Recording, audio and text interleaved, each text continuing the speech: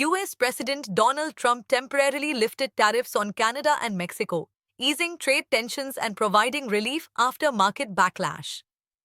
The suspension is effective until 2nd April and follows similar relief in the automotive sector.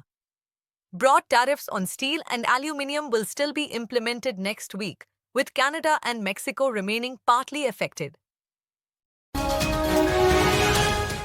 SpaceX's Starship experienced a mid-air explosion during its 8th test flight, scattering fiery debris over Florida and the Bahamas.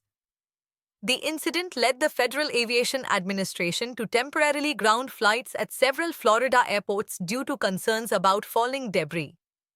This marks the second consecutive failure for the Starship program, following a similar explosion in January. The US Supreme Court rejected Pehavur Rana's plea to halt his extradition to India, where he faces charges for involvement in the 2008 Mumbai attacks. Rana argued that extradition could lead to his torture due to his Pakistani origins, but the US approved his extradition last month under Trump's administration. More than 70 people were killed and dozens wounded in clashes between Syrian security forces and Assad loyalists in Latakia. The violence began when pro-Assad fighters attacked security checkpoints, prompting helicopter strikes. The fighting is the most intense since Assad's ouster in December, and security forces are now working to restore order in Jable. Tamil Nadu CM M.K. Stalin criticizes the centre's three-language formula under NEP 2020, terming it Hindi colonialism.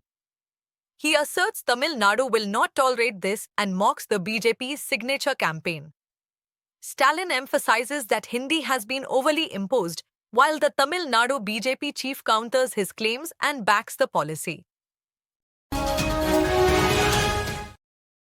BJP's Dinesh Sharma and Union Minister Krishan Pal Guzar have renamed their Tughlaq Lane residences to Swami Vivekanand Marg. This renaming aligns with BJP's broader agenda to reflect indigenous heritage by modifying names of places to honor historical figures who significantly impacted Indian society. Multiple renaming initiatives have taken place under BJP rule.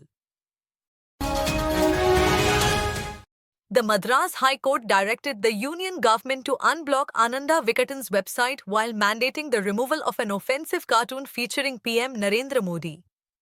The website was initially blocked without proper notification, and the court deemed the specific cartoon the only objectionable content.